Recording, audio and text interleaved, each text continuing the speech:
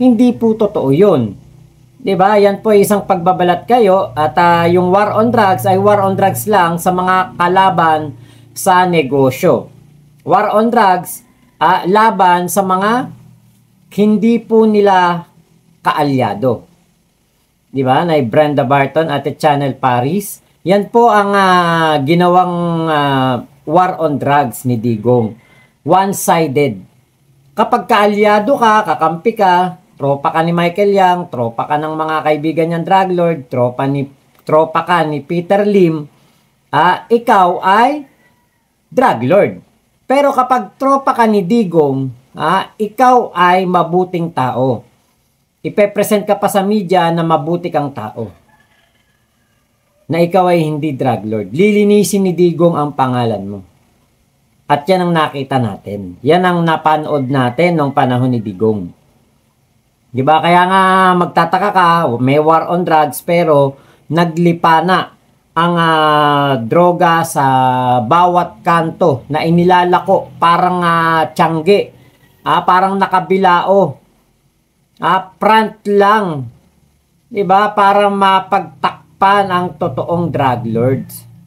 Yan po ang totoo niyan. Ngayon, nung pong time na nalaman natin na front lang ang war on drugs ni Digong, di ba, parang medyo nadismaya tayo kasi totoo talaga, wala talagang naipakulong si Digong na drug lords, wala, as in wala. Dismayado tayong lahat dyan. Kasi akala natin si Digong talaga ay galit sa droga. Yun pala, galit sa tindang droga doon sa kabilang barangay. Pero kapag kabarangay ni Digong, kaalyado niya, tropa niya, hindi siya galit. At sabi nga kahapon sa ating video na pinlay, sabi ni Eric Celis, kapag walang pinagalitan, walang pinakulong, walang kinasuhan na DPWH, ibig sabihin daw, kasabwat daw ni PBBM ang DPWH at ang mga kontratista. Ngayon, alam natin hindi totoo yan. Gumugulong po ang investigasyon sa DPWH. At ayaw ng ating Pangulong Bongbong Marcos na masayang ang kanyang effort dito po sa ginawa niyang expose patungkol po sa mga katiwalian, sa mga kontratista at sa mga politiko. Ngayon, si Ka Eric Celis, ang gusto ni Ka Eric Celis ay katulad nung panahon ni Digong na papangalanan ang mga kontraktor, papangalanan ng mga engineer, and then after that, wala na. Diba? Yun ang nangyari kay Digong Pinangalanan, kontraktor, pinangalanan ng mga DPWH official, pinangalanan ng mga kongresista na tumatanggap daw po ng tongpats, ng kickback. Pero wala pong naparusahan. Yun ang nakita natin nung panahon ni Digong. Wala talaga, as in wala. Kahit isang DPWH district engineer or regional director, wala pong naipakulong si Digong. So maliwanag, yung sinasabi ni Ka Eric Celis ay nagtutugma sa nangyari nung panahon ng termino ni Digong. Grand Enterprise of Corruption. Yan ang ginawa ni Digong nung kanyang panunungkulan. Si PBBM ay naglabas po ng mga lista ng mga sinasabing kontraktor na nakatanggap ng mga pinakamalalaking proyekto mula sa gobyerno. Pero pinapaimbestigahan niya. Siya mismo ay nagpupunta sa mga lugar ng ghost project. Siya mismo ay nagpupunta sa mga sumbong doon sa sumbong sa Pangulo.ph. Siya mismo ang nagtitingin, nag-inspeksyon sa mga proyekto na hindi po maayos, palpak, o kaya ay hindi talaga ginawa. Yan po ang ating style ng ating Pangulong Bongbong Marcos sa kanyang war against corruption. Yan ang ginagawa ng ating Pangulo, which is yun yung tamang proseso. Idaan sa proseso. Kasi yung ginawa ni Digong, napapangalanan niya yung mga DPWH official niya noon at ang mga kongresista na sinasabi niyang tumatanggap ng lagay, tapos wala namang naipakulong, aba, isa lang ibig sabihin yan. At ayon nga kay Eric Celis, kasabwat ka kapag wala kang naipakulong. So si Digong po, walang naipakulong. Pero ang ating Pangulong Bongbong Marcos, sigurado ko may makukulong dito. May makakasuhan. At meron po talagang magbabayad sa mga ginawang mga proyekto na palpak, substandard, o kaya madaling magiba, madaling masira, madaanan lang ng isang rumaragas ang ilog, sira na, kahit kagagawa lamang. O talagang hindi po ginawa dahil ito'y multo. Hindi po makita ang isang proyekto. Kaya nga po, dito po sa ating vlog na ito, ay napatunayan ko na talagang itong si Digong ay napakawalang yapong presidente. Dahil nga po, wala po talaga siyang ginawang pagpapakulong. Hindi katulad ng ating Pangulong Bongbong Marcos na sigurado ko may papakulong talaga siya. Meron talaga siyang ipapakulong dito. Ngayon, alam na ni Digong ang mga nangyayaring korupsyon noon sa DPWH. Bakit hindi niya ito kinasuhan ang mga district engineers, ang mga regional director? Isa lang ang paliwanag diyan ni Eric Celis, kasabwat ka. Diba? Kaya po, grand enterprise of corruption ang ginawa ni Digong noon. Kaya ang nangyari, nabaon po tayo sa utang. Tayo po ay ginawang palabigasan. Ayan, abangan, may lulutang na ex-DPWH ASEC na testigo. Ayan, si Kuya Nino Barsaga. Ayan, shoutout sa'yo Kuya Nino Barsaga. Hello po, hello po. Ako'y nagbabalik live. Shoutout sa'yo Kuya Nino. Yan ang dapat talaga na gawin. Yan ang dapat na mangyari. 'Di ba? May mga tumestigo laban sa mga gumawa ng korupsyon sa ating gobyerno. O dinanitandang sa sindak ang mga tao kaya sila namayagpag. Yes po. Ate Bergie at Kuya Shooter, shoutout sa iyo. Ayan po ang ginawa talaga. Diba, alam niyo po, meron tayong maganda sanang proyekto na ito pong Project NOAA ng administrasyon ni Pinoy. Ito po'y global monitoring ng mga bagyo, ng lahat, mga hazard sa ating bansa na maaaring lumubog sa baha kapag nagkaroon ng malakas na ulan. Etong Project NOAA na ito, napakalaki po ang maitutulong sana nito sa ating bansa. Ito po ay naging kumbaga sagot ni Pinoy sa mga kalamidad. Maganda sana. Ito nga Project NOAA. Ito po ay fully funded and fully operational Project NOAA could have made flood control project science-based, data-driven, more target, and less prone to corruption. Yan po ang Project NOAA. Pero ito po ay pinatay ni Digong. Kuya Ed. Wichokde. Ayan, ng California. Pinatay ni Digong. Etong na ito.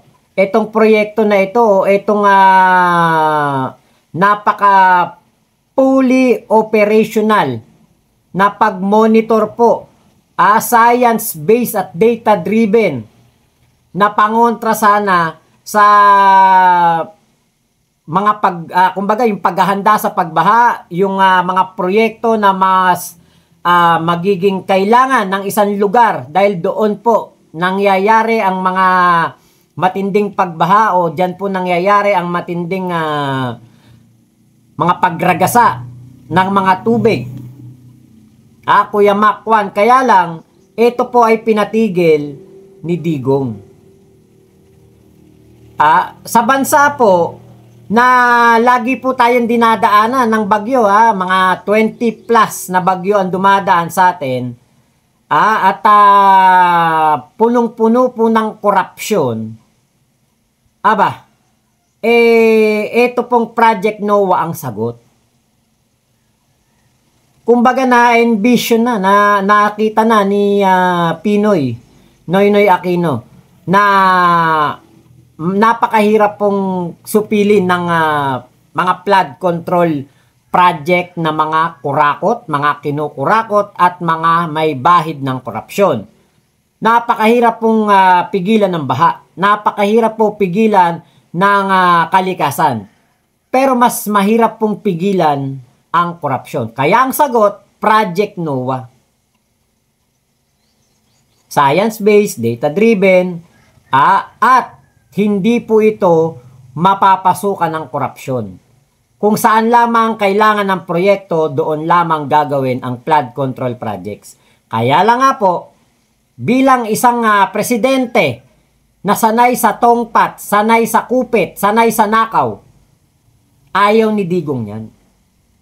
Alangan namang ituloy niya ang Project NOAA ni Pinoy, di hindi sila nakanakaw ng kanyang mga kaalyado at ng mga kontratista na malapit kay Digong at sa kanyang mga tauhan. Kaya pinatay ni Digong ang Project NOAA. Ito sana'y napakalaking tulong.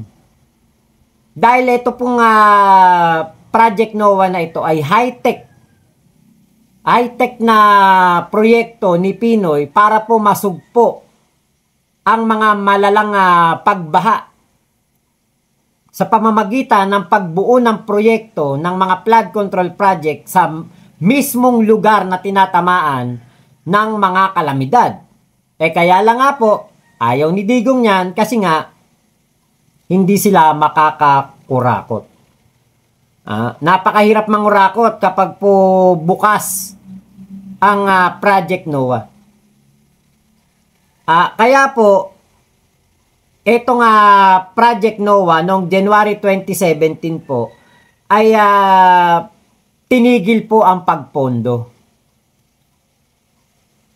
Doon ka magtataka, malaking tulong sa mga kababayan natin, mga hazard place, makikita kagad kapag paparating pa lang ang baha, paparating pa lang ang delubyo.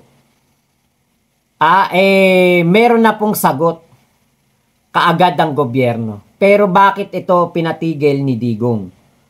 Sa halip na yung pondo ng Project NOAA ay pinatigil, di ba? Ang ginawa ni Digong, ibinigay na lang itong mga pondo na ito sa paggawa ng mga flood control projects na hindi po kayang i-monitor ng taong bayan. Ang Project NOAA po ay merong website na mapupuntahan ng kahit sinong Pilipino. Mache-check na kagad kung saan yung mga flood-prone areas, hazard place, kung saan itong mga ano po na ito, mga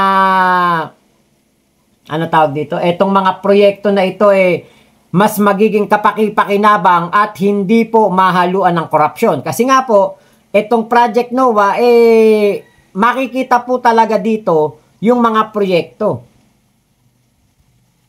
Siyempre, ayaw ni Digong yan. Paano siya kikita? Di ba, Kuya Ninyo?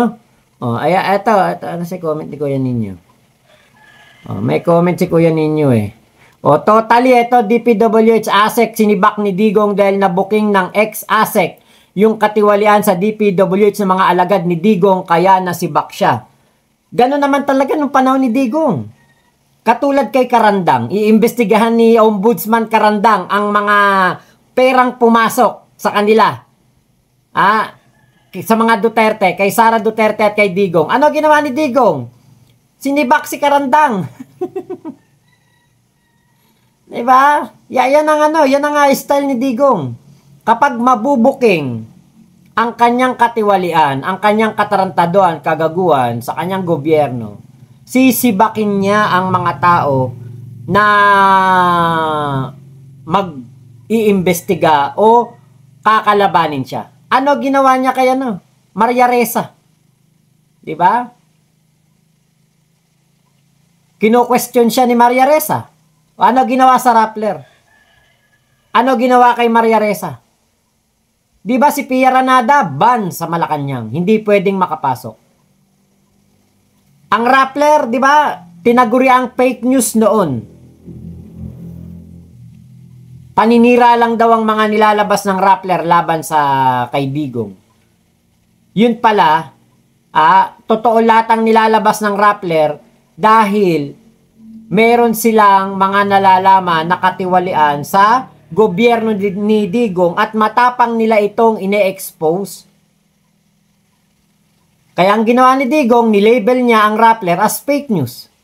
Si Maria Ressa kinasuhan. Laila de Lima. Diba? Kontrapelo ni Digong si Laila de Lima. Ano ginawa ni Digong? Pinakulong si Laila de Lima ng wala talagang kaso.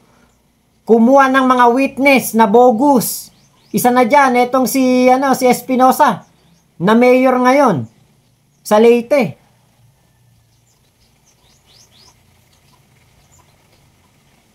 Diba? Yan ang ginagawa ni Digong eh. Kaya nga, grand enterprise of corruption ang ginawa ni Digong. Binaon tayo sa 7 trilyon na utang. Sige Kuya Ninyo, search ko nga yan. Sino kaya itong sinasabi ni Kuya Ninyo? DPWH ASEC Sinibak ni Digong. Ayan. Salamat Kuya Ninyo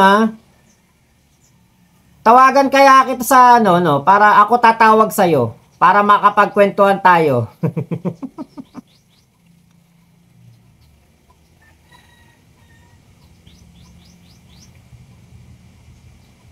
Nako, wala na, malayo na to. Puro 6 days ago lang to eh.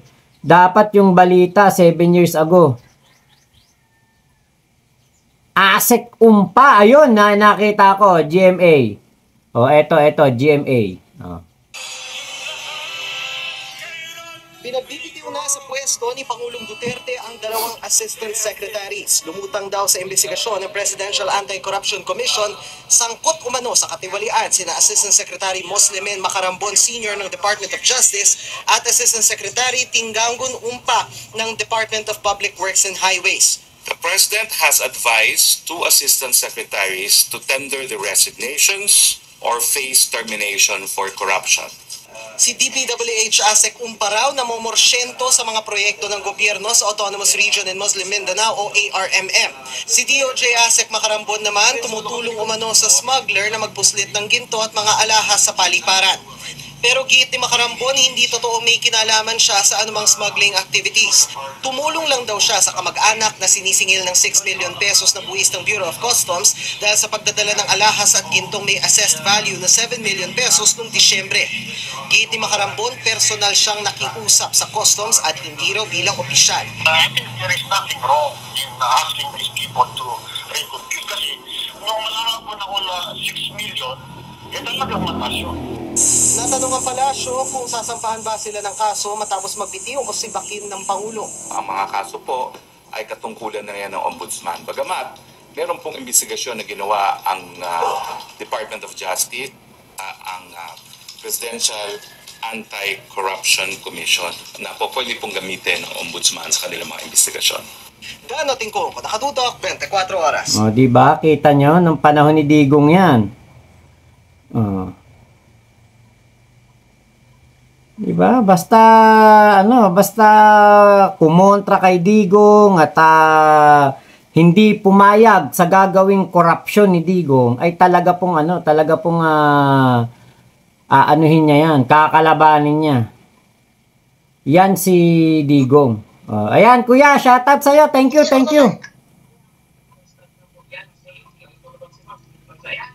Hello, kuya. Huwag mo pinasama sa live. Ay, wag ba? Kala ko pwede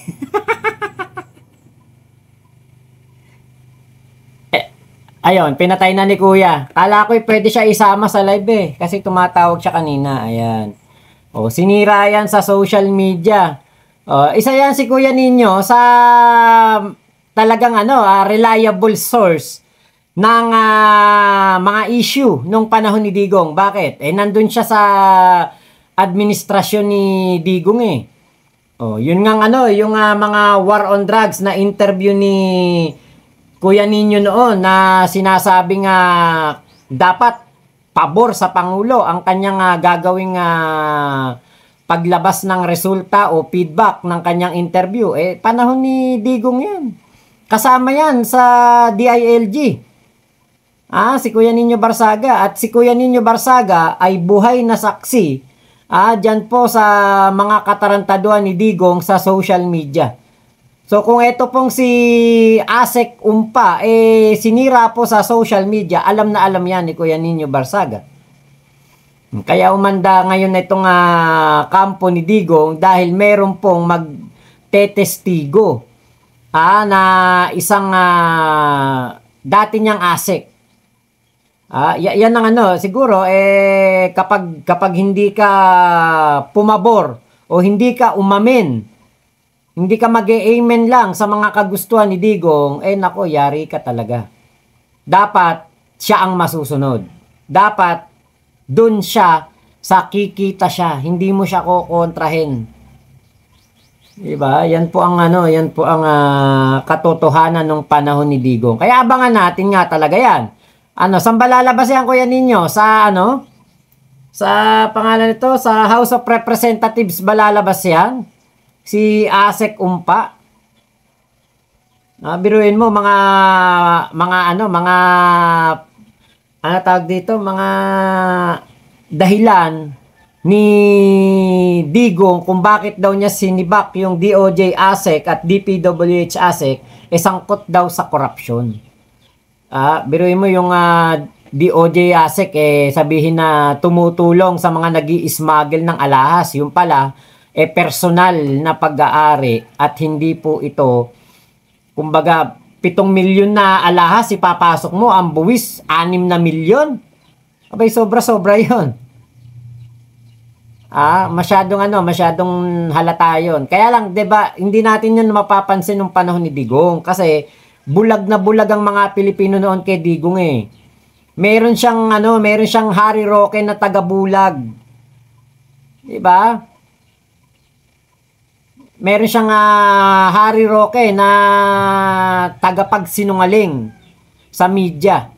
Kaya po talagang si Digong noon ay namayagpag sa kanyang mga ginawa po na katarantaduhan. At yan ang kumbaga katibayan na grand enterprise of corruption ang ginawa ni Digong dahil nga po panahon niya na mayagpag ang mga magnanakaw sa DPWH, maraming ghost project, maraming palpak na project at marami po mga kontraktor sa DPWH ang kumbagay mga nagsiyamanan. Kasama na ang mga dikit sa kanya. Kasama na ang mga dikit sa kanyang mga kaalyado katulad ni Bongo. Ate Ay Morena, hello po. Kawawa tong tong Yusek na to. Kaya tama, ito ang kanyang panahon para ito ang tamang pagkakataon para lumabas at linisin niya ang kanyang pangalan. Dahil sinira siya noon ni Digong. Yan. Thank you Kuya Ninyo sa information po ninyo.